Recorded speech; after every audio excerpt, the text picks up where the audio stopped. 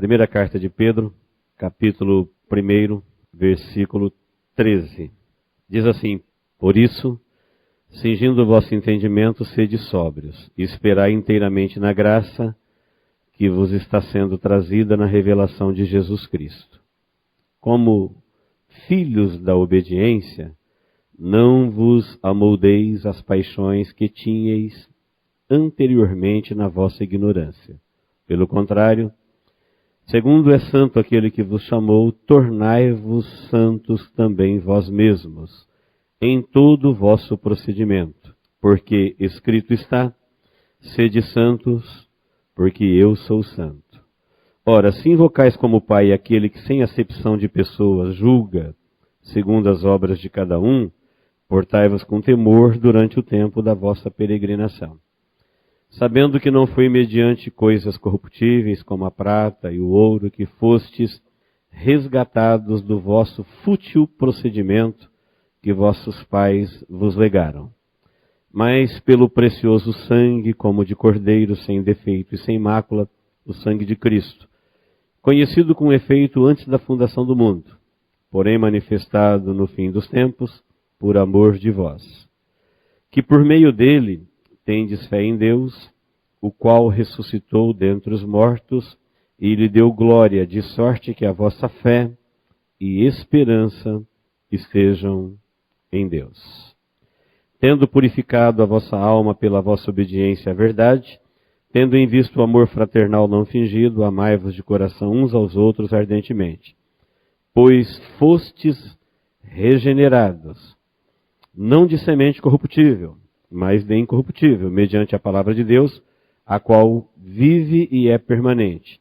Pois toda a carne é como a erva, e toda a sua glória como a flor da erva. Seca-se a erva e cai a sua flor. A palavra do Senhor, porém, permanece eternamente. Ora, esta é a palavra que vos foi evangelizada. Amém?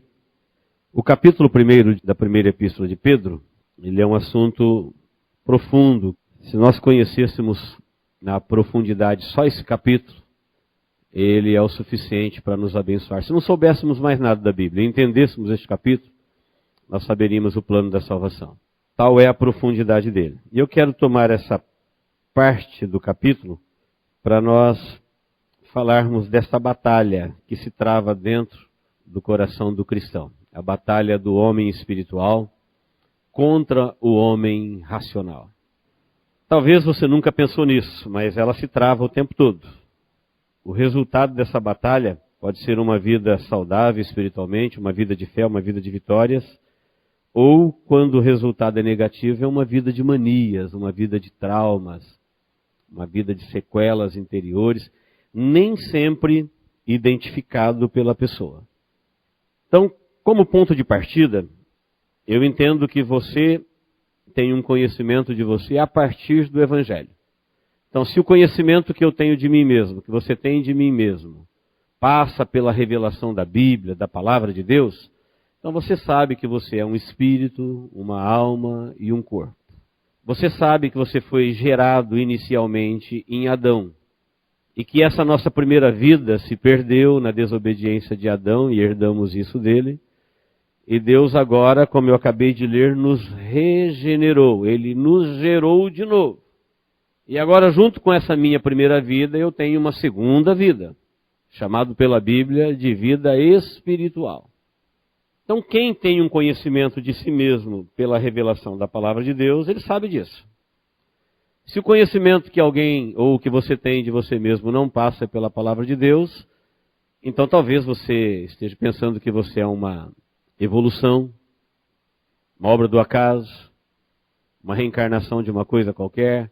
Enfim, não tem nem ideia do que você pode estar pensando de você mesmo. Mas quem tem a revelação da palavra de Deus a respeito de si mesmo, ele sabe que ele tem, habitando na sua própria vida, um ser, uma parte animal, um ser inteligente, uma parte racional, e um ser espiritual. Como Deus, trino, feito à imagem e à semelhança do Criador. E junto com esta vida caída, nós temos uma vida regenerada. E tudo isso está aqui dentro de mim, está aí dentro de você. E esses dois seres, o espiritual e o racional, não falam a mesma língua, não o tempo todo. Eles não se entendem. Cada um quer se dar bem numa área. A Bíblia fala que o ser espiritual ele está pronto para Deus, mas a carne ela está pronta para ela mesma, para o mundo. E como um ser racional, às vezes nós pendemos para a carne e entramos em conflito com o espírito, e isso acaba gerando um monte de complicações na nossa vida. Nós damos muitos nomes. Um dos nomes que nós conhecemos essas complicações chama-se manias. O ser humano é um ser cheio de mania. Mania disso, mania daquilo. Somos compulsivos, às vezes, nas nossas manias. Mania de estudar, mania de limpar, mania de trabalhar, mania de se defender, mania de desculpar, mania de ler, mania de fugir. E a gente aprende a conviver com isso. Parece que isso é natural, todas essas manias. Bem, mania é uma síndrome mental. Ela é caracterizada pela excitação da mente. Então a nossa mente ela é ativada por essa excitação de muitas atividades, ela acaba desenvolvendo essas manias. Essa síndrome mental, síndrome dá para saber que não é uma coisa boa, né? É um estado mórbido, é caracterizado pelo conjunto de sinais e sintomas que a gente se desenvolve. Por exemplo, Jesus conversando com religiosos, eles se diziam filhos de Abraão, e Jesus chamou eles de filhos do diabo. Porque a conversa deles, os sintomas, os sinais que Jesus observou neles era típico, era originário de Lúcifer. Isso é uma síndrome de Lúcifer, não é de Abraão. Mas eles nunca iam assumir que eles tinham uma síndrome de Lúcifer. Eles se diziam filhos de Abraão. Mas Jesus diagnosticou numa rápida conversa com ele, falou, isso é coisa do diabo. O diabo que é mentiroso, o diabo que é revoltado contra Deus, o diabo que não fala a mesma língua de Deus, o diabo que não consegue ter comunhão com Deus, falou, vocês são filhos dele. Eles não entendiam assim e nem aceitaram esse laudo de Jesus. O que Pedro está nos ensinando, essas manias, esses traumas que aparecem dentro da nossa vida, gerado com o homem regenerado. Então eu fui gerado, a data do meu aniversário. Eu fui regenerado, eu fui gerado de novo, uma outra pessoa. Data da minha conversão, quando eu criei em Deus. Quando eu ouvi o Evangelho. E essas duas vidas habitam aqui. O gerado e o regenerado. Um tem uma orientação, o outro tem outra. Um tem um destino, o outro tem outra. Como é que a gente se conversa? Como é que a gente vive? Isso resulta numa vida de fé, esperança e vitória ou numa vida de mania? Se é numa vida de manias, de sequelas, de traumas, de coisas que fazem a vida adoecer, significa que o homem racional está prevalecendo sobre o homem espiritual. Eu quero caminhar bem lentamente para os irmãos entenderem, porque isso nos abençoa muito. Principalmente numa época em que estamos vivendo, em que as pessoas adoecem na mente aos milhares. Em que as pessoas entram em crise existencial com elas mesmas. Em que o grande problema vem de dentro. Não que não tenha problema fora. Não que não haja perigo fora. Demônios fora da vida. Ciladas fora da vida. Mas a maioria já está dentro. Enquanto a gente fica lutando e pesquisando e procurando inimigos à espreita, eles já estão alojados. Já estão fazendo um estrago. E muitas vezes nem são identificados. Pedro chama isso daqui de um mal herdado. Esse mal que ataca a mente humana, ele já é herdado dos vossos pais.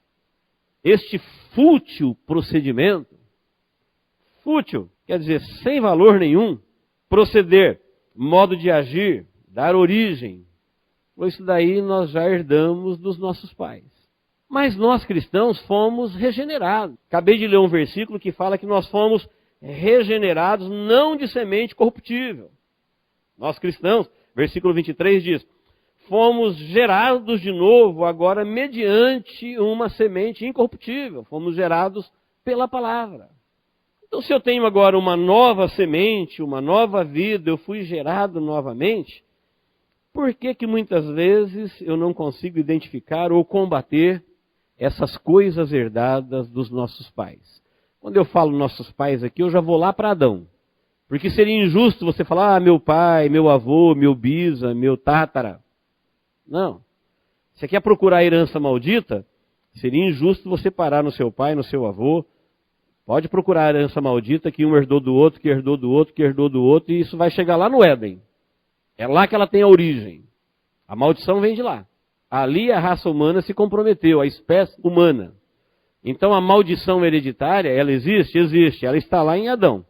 E a cura dela está em Cristo, porque em Cristo você morre e recebe uma nova vida. Então em Cristo a maldição hereditária é cancelada, sem Cristo ela não tem cura. Em Cristo ela não existe. E se alguém não tem Cristo e falar, você crê em maldição hereditária? Fala, creio e não tem cura. Porque quem amaldiçoou foi Deus. Quem amaldiçoou o homem? Quem jogou a praga no homem? Amaldiçoou? Foi Deus.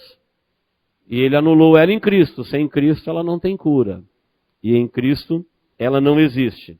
Então, queridos, nessa nossa primeira vida, nós temos um monte de manias que nós às vezes queremos conviver com elas, queremos fazer elas darem certos, quando na verdade nós já deveríamos despojar dela e viver a outra vida, a regenerada. Tentar salvar a vida maldita, morta, é querer perpetuar a maldição que está sobre Adão. Se fôssemos listar as manias que temos da nossa primeira vida, chamo de primeira vida esta vida do pó ao pó. Por exemplo, você vai ver que todo ser humano tem, desde criança, desde a infância, desde a inocência, nós temos mania de riqueza. De onde vem isso? De Adão, porque mania de riqueza é típica de quem quebrou. Alguém que já foi rico, quebrou, perdeu tudo.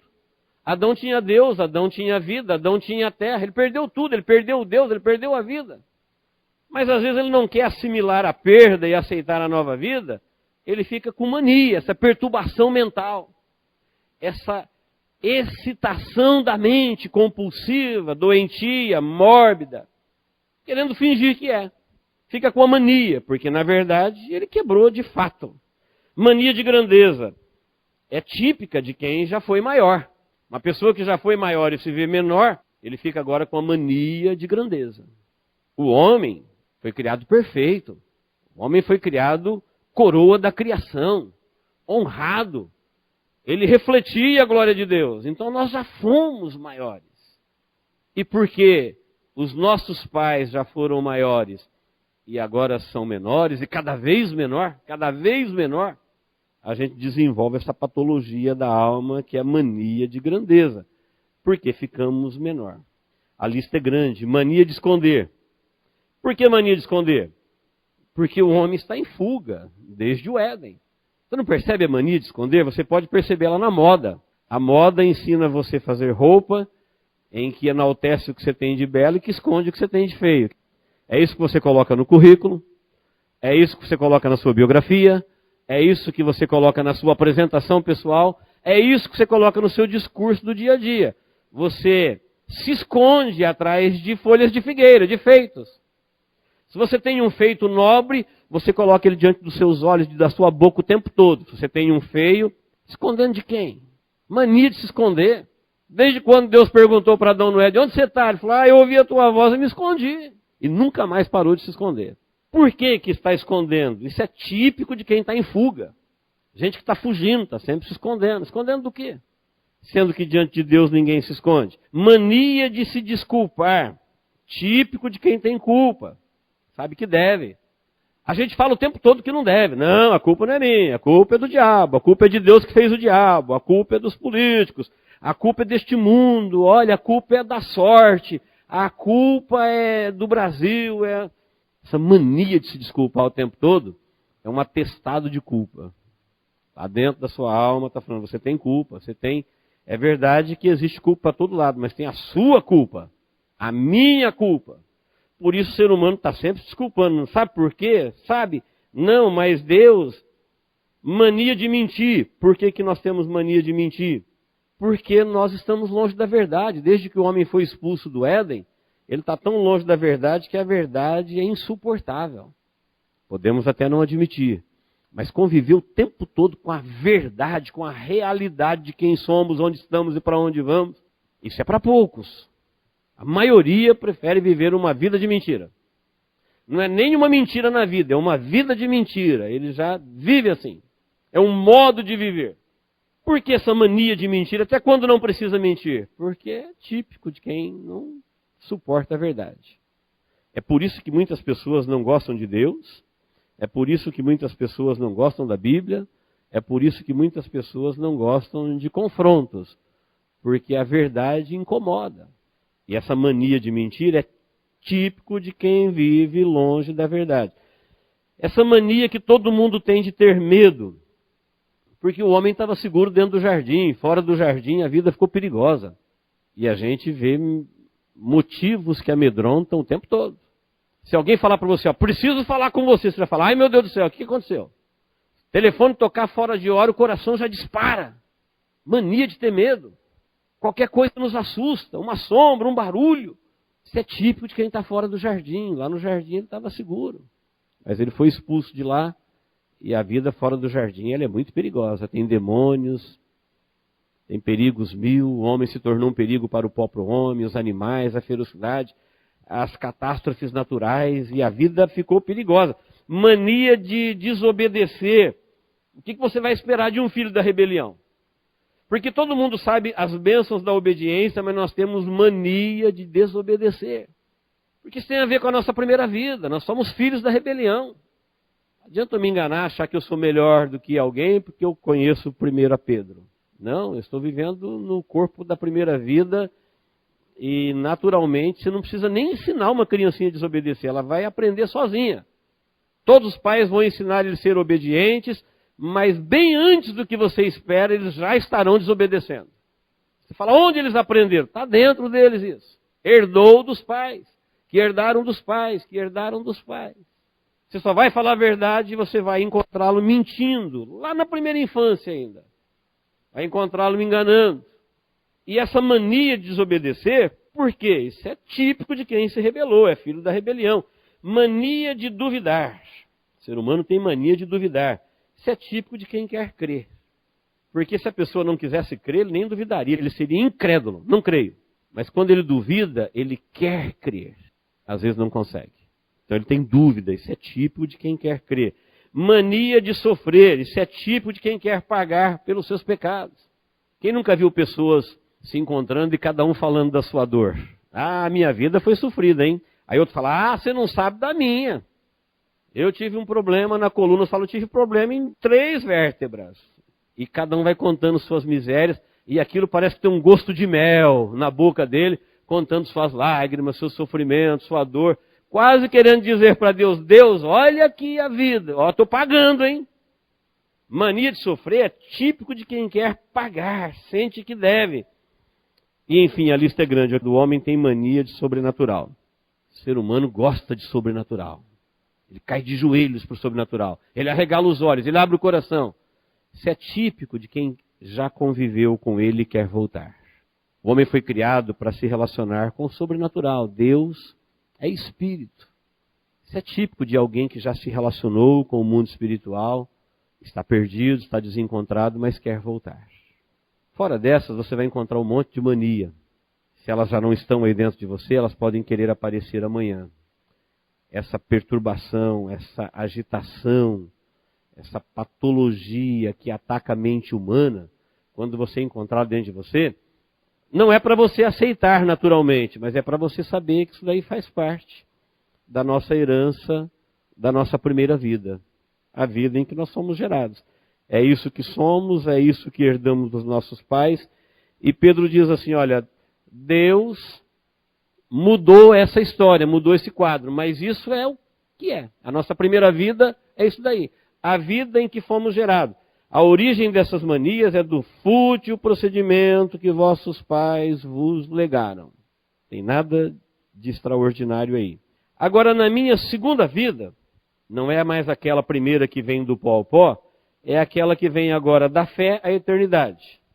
Em 1 Pedro 3, diz que é uma ação de Deus, antes da humanidade viver, antes de Deus criar a vida, Deus já viu a morte, E antes da morte, ele já providenciou a segunda vida. É isso que nós vamos ler no versículo 20. Dizendo assim: o Cordeiro de Deus que tira o pecado do mundo, com efeito conhecido antes, com efeito. Quer dizer, não é na teoria, ele já era conhecido antes da fundação do mundo.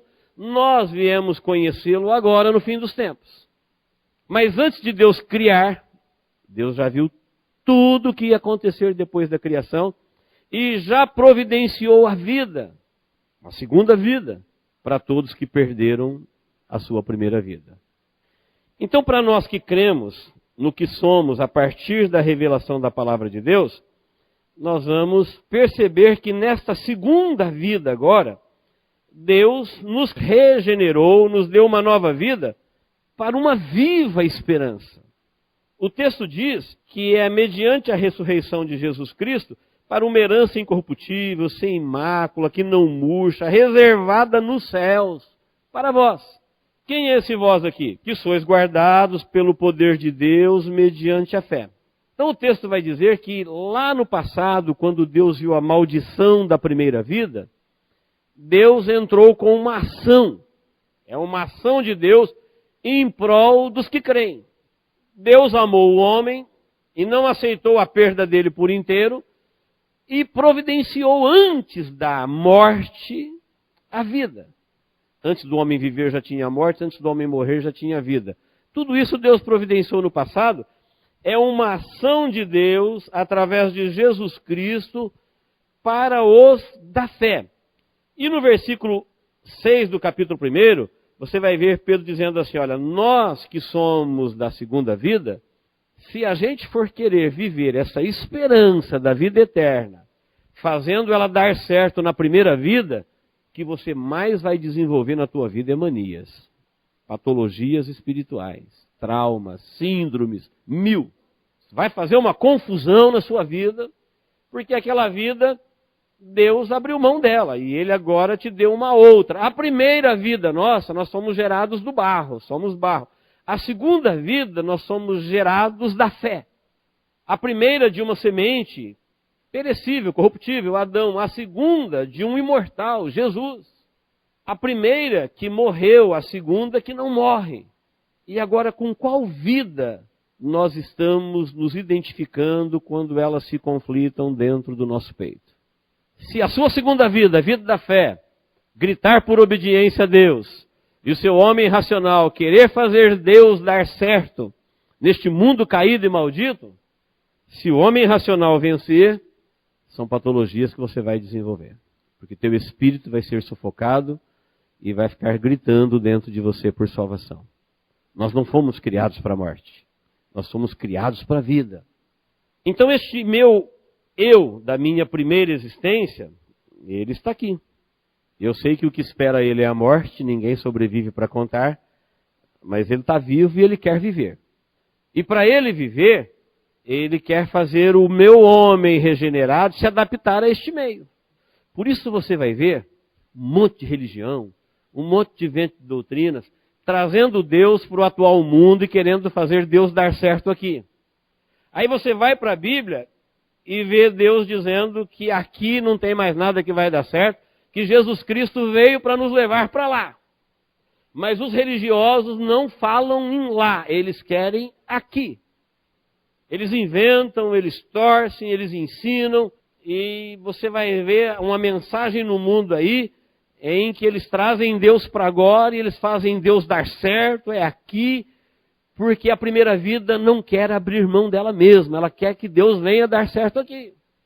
E Pedro está dizendo assim, olha, esta vida que nós herdamos de Adão faliu, morreu, Deus mesmo desistiu dela, dizendo que carne e sangue não pode herdar o reino dos céus, e portanto ele nos regenerou, ele falou, vou te dar uma nova vida, agora de uma semente da fé.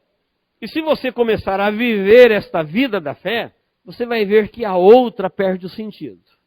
Ela começa a enfraquecer e ela acaba sendo simplesmente uma vida pela qual você planta no corruptível aquilo que você vai colher no incorruptível. Paulo falou, se há vida natural, há vida espiritual. Semeia-se no natural e colhe-se no espiritual. 1 Coríntios capítulo 15. Mas se nós tentarmos fazer as promessas da vida espiritual dar certo na vida racional, a nossa vida vai complicando cada vez mais. E a gente só vai desenvolvendo conflitos. Então, queridos, o texto, ele está dizendo assim, olha, agora nós fomos regenerados, e é lógico que Deus não nos regenerou para a gente viver com o velho Adão. Aquele velho Adão, ele já gerou. Agora ele nos regenerou para uma vida. Pense grande, sonhe grande, pense em coisas maravilhosas. É frustrante para Deus ver nós falando em Jesus Cristo morrendo por nós na cruz do Calvário, antes da fundação do mundo, para a gente se dar bem no mundo maldito. Para tentar resolver patologias que Deus já resolveu na cruz. Deus falou assim, olha, desta vida, nada, uma nova vida. Pela fé agora, você já toma posse de uma viva esperança. De uma nova vida, um novo corpo, um novo lugar, uma nova existência. Querer trazer Deus para esta primeira vida em que fomos gerados, você só vai desenvolver síndromes, perturbações mentais, insônias, atividades inúteis. É o vosso fútil procedimento que vocês herdaram dos vossos pais e vocês querem mantê-lo vivo com Deus. Trazer Deus para um mundo que ele amaldiçoou. É isso que você vai ver no evangelho da televisão. Um Deus que vai te enriquecer aqui, que vai te prosperar aqui, que tudo vai dar certo aqui, você vai ser o cara aqui, tudo vai acontecer aqui. Deus, ele veio para cá, é aqui. Aí você vai para a Bíblia e você não vê esse Deus. Esse Deus não existe. O Deus da Bíblia é outro. As promessas, a salvação, o feito antes da fundação do mundo são outros. E aí quem começa a se ver do ponto de vista da Bíblia e ouvir o que se ouve, principalmente nos dias de hoje, ele começa a entrar em conflito. Nesses ventos de doutrina, com essas perturbações que existem no tempo presente. O texto, irmãos, é uma mensagem, apesar de profunda, fácil de entender.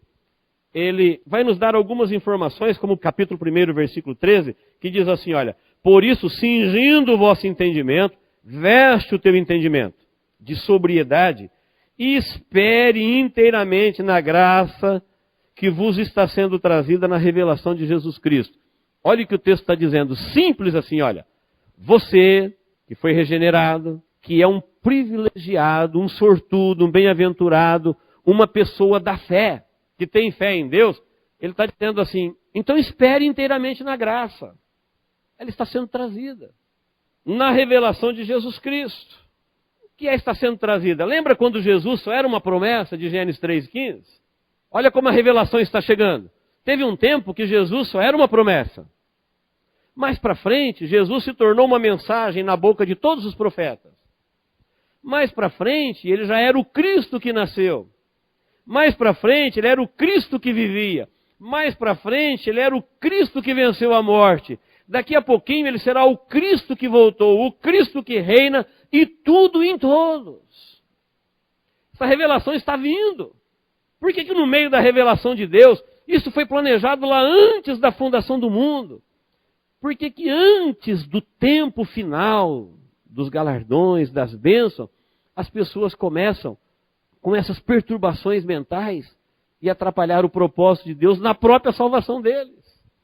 Você resolveu crer, Deus plantou a fé no teu coração, você decidiu por crer, você rompeu com a semente corruptível da primeira vida e agora está no propósito de viver uma segunda vida, uma vida eterna, então deixa Deus te salvar. Não atrapalha não. Espere inteiramente na graça que ela está sendo trazida. O que eu faço? Vivo na fé. É o último versículo que eu li. Para que a vossa fé e esperança esteja em Deus. Sem mania de querer ficar merecendo, fazendo, pagando, inventando, discutindo, esperneando. Renda-se. Deus me amou antes da minha existência, decidiu me salvar, providenciou a salvação para Ele mesmo, satisfez a justiça dele, ficou satisfeito com os méritos de Cristo, a revelação está vindo. Deixa Deus te salvar, fica na fé, espere inteiramente na graça. Por que essas agitações mentais? Deixa Deus te salvar, renda-se e acabou, chegará o tempo. Olha quantas fases já passou, Jesus só foi uma promessa, Jesus só foi uma mensagem, Jesus era um menino, Jesus era o Cristo encarnado, Jesus era o Cristo morto, o Cristo ressurreto. Hoje ele é o Cristo sacerdote. daqui a pouquinho ele será o Cristo que voltou, daqui a pouquinho ele será o Cristo que reinou sobre toda a terra, e daqui a pouquinho ele será o Cristo que é tudo e em todos para todo sempre. Espere. É uma revelação que está sendo trazida. Esqueceu que Deus é eterno? Essas perturbações mentais querem fazer Deus entrar dentro do nosso tempo, da nossa existência. Quer tirar Deus da eternidade, colocar Ele dentro do nosso calendário e fazer as coisas acontecer do seu jeito, do meu jeito, do nosso jeito, no nosso tempo. Não é essa pessoa que Deus regenerou. A pessoa que Deus entrou com uma ação por elas, está falando, ó, Deus nos regenerou para uma viva esperança em Cristo Jesus. E para isso Ele nos deu a fé, que é mais preciosa do que o ouro. Embora a gente venha a sofrer no presente por um breve tempo, se necessário, nós já devemos viver exultando e nos alegrando, porque o sofrimento é por um breve tempo, e daqui a pouquinho vai ser tudo como Deus planejou. E quem Deus regenerou, Ele regenerou agora de uma semente incorruptível para Ele, para viver para sempre. Amém, irmãos? O versículo vai dizer assim, olha, como filhos da obediência, não vos amoldeis as paixões que tinhais anteriormente na vossa ignorância. Então vamos lá, facinho de entender. Nós somos agora um ser regenerado, mas ainda habitamos no corpo do ser gerado. O nosso ser gerado, que é o ser caído, o ser que morre, o ser que vai ser condenado, ele quer adaptar o ser regenerado a essa vida. Isso que eu acabei de falar agora. Pedro está falando, não faça isso com você. Você não vai pegar a vida que Deus está te dando em Cristo Jesus e enfiar ela dentro da vida que você herdou de Adão. Você vai perder as duas. E quando você perder a outra, não existe mais sacrifício, disse Hebreus. Para a primeira condenação, Deus providenciou Jesus. Para quem perder Jesus, não tem nada maior para Deus oferecer para ninguém. Ele é o sustentador da vida, o criador da vida, o salvador da vida. Ele é a redenção da vida. Você não vai fazer uma besteira dessa, de pegar a vida que Deus te deu de novo agora, de semente incorruptível, por uma viva esperança, para viver num corpo de glória, lá com Deus, para sempre, na eternidade, e pegar as promessas dessa vida, e enfiar nessa vidinha de Adão, querer fazer ela dar certo aqui. Tudo porque você quer o carro do ano, a casa bonita, o corpo dos seus sonhos, os prazeres dos olhos. Você não vai fazer isso. Você não vai querer amoldar a semente incorruptível que o Espírito Santo colocou na tua vida, moldar ela numa semente maldita, que é a que nós herdamos de Adão. Porque se você fizer isso, então você vai colocar a sua segunda oportunidade para perder. Por que você não deve fazer isso?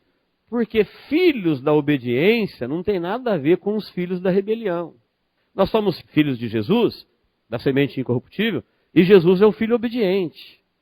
Obediente ao Pai, obediente ao Evangelho, obediente à mensagem dos profetas, é o filho submisso, humilde, desapegado deste mundo, rompido com o mundo, rompido com a carne, rompido com o diabo, ligado a Deus. Esse é o filho da obediência. O filho da desobediência, chamado aqui de filho da ignorância, é Adão. Adão foi tentar fazer a vida dar certo fora do jardim, criando essas manias e gerando outras, como se elas fossem reais. Não é só mania, é só perturbação mental. É só uma agitação psíquica. A pessoa pensando que está se escondendo de Deus, pensando que é grande, pensando que é salva, pensando que está na verdade, pensando que Deus está feliz com ela. É uma atividade mental doentia, uma prisão espiritual. E as pessoas convivem com isso. Pedro está falando, você não vai fazer isso com você. Você que tem conhecimento da semente incorruptível. Você é filho da fé. Falou assim, olha, Deus não te comprou com ouro, com prata. Deus não te comprou com coisas corruptíveis. Deus não comprou com porcarias da vida. Ele planejou Jesus Cristo antes da fundação do mundo. E Jesus veio exatamente para os da fé, para os que creem na ação de Deus. E a ação de Deus é um Deus grande. Portanto, trata-se de coisas grandiosas, de vida gloriosa, de coisas que a gente não consegue imaginar. Por isso nós temos que crer, porque não dá para mostrar, a gente não consegue ver. Não dá para explicar, a gente não consegue entender. Mas eu diria que Pedro está dizendo assim, olha, você é da fé, você é da esperança, você é da vida que Deus regenerou, Se a vida que Deus gerou em Adão já é uma vida que, se ela não tivesse herdado a morte, nós diríamos, que coisa fantástica que Deus criou. Imagina um homem vivendo perfeito e sem morte, tendo comunhão com Deus e a terra como herança. Nós não seríamos ricos, nós seríamos donos da terra. Governaríamos com Deus, cheios de vida, cheios de glória, cheios de inteligência, sem medos, sem traumas, sem frustrações. Se esta vida em que nós somos gerados numa semente corruptível, que foi Adão, se não fosse a queda, nós diríamos, que coisa maravilhosa que Deus fez. Você pode imaginar agora que tipo de vida Deus não reservou para aqueles que Ele regenerou em Jesus Cristo, seu único Filho? O Deus Criador e imortal. Pense grande. Pense em coisas gloriosas. E Pedro está dizendo de uma forma simples, olha, não atrapalhe Deus te salvar. Espere inteiramente na graça. Deixa Deus, a graça está sendo trazida. Olha a minha vida ontem e olha ela hoje. Olha a tua vida ontem e olha hoje. Deixa Deus conduzir. Não dê ouvido às perturbações mentais, aos ataques de mente, às inquietações. Deixa Deus te conduzir. Continue crendo, continue na fé. A revelação está sendo trazida. Não tenta colocar a sua mente de Adão dentro da mente de Cristo. Não tente colocar a vida regenerada dentro da vida gerada. Elas não coabitam. Elas estão aqui, mas uma me leva para um lugar, a outra me leva para o outro. Uma me leva para um destino e a outra me leva para o outro. Uma tem um destino com Deus e a outra tem um destino longe de Deus. Uma é salvação e a outra é condenação. E Pedro está dizendo assim, olha, não tente moldar isso. Ao contrário, ele diz assim, olha, versículo 15 a 18. Tornai-vos santos e portai-vos com temor. Deixa Deus te salvar, renda-se, não crie um lugar para Deus aqui na terra. É o contrário. Foi Deus que criou um lugar para nós no céu. Não tente falar para Deus como é que você quer que Ele faça. É nós que temos que ouvir Deus e acreditar naquilo que Ele falou que Ele está fazendo. Não inverta, não atrapalhe, não se agite. Deixa Deus, Ele está fazendo. Quando a gente não sabia ainda que Deus estava nos salvando, Ele já providenciou uma salvação para Ele mesmo, para nós. Então Pedro falou assim, agora você recebeu uma semente incorruptível, fique tranquilo, descanse, espere na graça, está sendo trazida. Não tente moldar uma coisa na outra. Sabe o que você tem que fazer? Torne-se santo. Santo aqui não é para você ficar um santo canonizado, como a gente aprende no paganismo. Santo é separado para o uso de. Decida, escolha um lado. É isso que você quer? Não, eu quero a salvação de Deus, eu não quero ser um filho da desobediência. Ele falou, então seja só de Deus. E deixa que Ele faça o resto. Ser santo é separado para. Então eu quero somente Deus. Não quero mais Adão. Não quero Lúcifer. Não quero condenação. Não quero rebeldia. Eu renuncio à minha primeira vida. Eu quero viver a segunda chance que Deus me deu em Cristo Jesus. Sou um filho da fé e agora vou começar a viver, a me orientar e a crer somente nesta vida que está em Cristo Jesus. Não vou querer colocar a vida que Jesus me dá, uma nova oportunidade, dentro da vida de Adão. Só vai me trazer problemas, doenças, confusões, distúrbios mil, complexos de toda sorte. Vou ficar aí com mania de grandeza, de riqueza, de desculpa, de mentira, de medo, de desobediência, de dúvida, de sofrimento sobrenatural. Vou ficar o tempo todo vítima desses fantasmas da vida. Ao ponto que a vida que Deus te propõe em Cristo Jesus é o seguinte: Deus já viu você condenado antes mesmo de você nascer. Ele já te salvou, já colocou a fé no seu coração, está trazendo a revelação. Vai chegar um tempo que, se nós não formos arrebatados, nós morreremos. E quando morrermos, vai chegar um tempo que nós vamos ressuscitar num corpo de glória, num novo lugar. E é Deus que está fazendo tudo isso. É Ele. Tem nada a ver com os meus feitos. Qual que é a minha parte? A minha parte é escolher o que eu quero. É decidir, eu quero ser só de Deus. Ou então seja santo, separe-se para Deus. E deixe que o resto Ele faça. Durante o tempo da vossa peregrinação, portai-vos com temor. Por que temor? Para você não desrespeitar, para você não provocar a ira, para você não romper com o Deus que está te salvando, está te conduzindo. A revelação está sendo trazida. Ele está fazendo. chegará o tempo em que tudo isso será um tempo presente na nossa vida. Por isso, versículo 1 e 20, versículo 19. Mas pelo precioso sangue como de um cordeiro sem defeito e sem mácula, o sangue de Cristo, conhecido com efeito antes da fundação do mundo, porém manifestado no fim dos tempos por amor de vós, que por meio dele tendes fé em Deus, o qual o ressuscitou dentre os mortos e lhe deu glória, de sorte que a vossa fé e esperança estejam em Deus. Amém, igreja? Quando qualquer perturbação de mente aparecer, a minha resposta é: a minha fé está em Deus. Deus é o Criador, Ele gerou e tem poder para gerar de novo.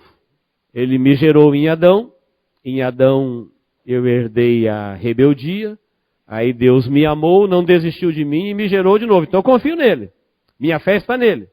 A revelação está sendo trazida.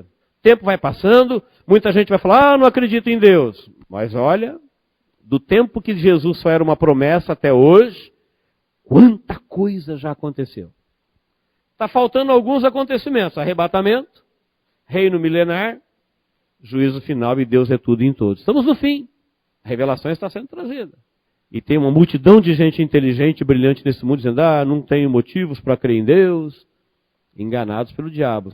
São pessoas que têm essa síndrome mental, síndrome de Lúcifer, síndrome de queda, de rebelião, de rebeldia, de incredulidade.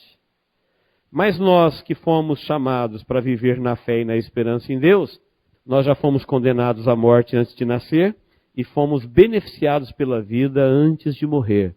E Deus fez tudo isso em Cristo Jesus para os da fé. O mundo em que vivemos, muita coisa vai tentar tirar a tua fé de Deus. Muita coisa. Tempo final, tempo difícil, tempo de batalhas.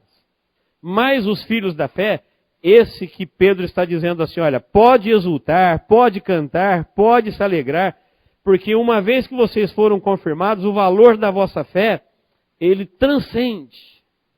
Lá na eternidade já existe um local, a vida dos da fé. Nós só não sabemos quem são, mas Deus já sabe. Quem é essa multidão de seres humanos que foram filhos de Adão, que foi amaldiçoado por Deus e agora estão aqui no céu de vestes gloriosas, reinando acima dos anjos? São os que foram gerados em Cristo. Precisa uma explicação melhor? Foram gerados em Adão e regenerados em Cristo. Em Adão eles morreram e em Cristo eles herdaram a vida eterna.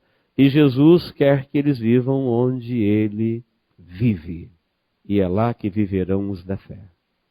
Então não deixe nada atrapalhar aquilo que Deus fez e está fazendo na condução da nossa salvação para Ele mesmo. Amém? Deus nos abençoe em Cristo Jesus. Vamos orar.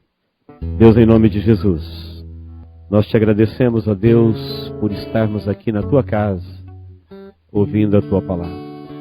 Obrigado, ó Deus, pela luz da revelação do teu Evangelho. Obrigado, ó Deus, por Jesus Cristo que está sendo revelado a cada dia no nosso coração.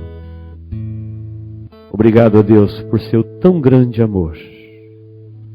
Obrigado, ó Deus, porque o Senhor nos deu o dom da fé. Obrigado, ó Deus, por cada vida que o Senhor congrega aqui nesta noite para ouvirmos a tua palavra e para crermos nela.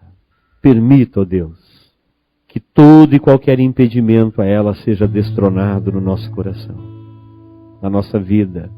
Qualquer perturbação mental, qualquer mania, qualquer inquietação, qualquer herança de Adão, esteja dentro de nós, ó Deus, impedindo o desenvolvimento da nossa fé. Nós rejeitamos isso agora no nome de Jesus. No nome de Jesus. E te pedimos, ó Deus, que esta fé que nos leva para a eternidade seja cada vez maior dentro do nosso coração. Eu reivindico a vida de cada um aqui nesta noite, ó Deus, para ser um filho da obediência, para ser um filho da fé, para ser, ó Deus, uma vida regenerada em Cristo Jesus. É no nome de Jesus que nós oramos.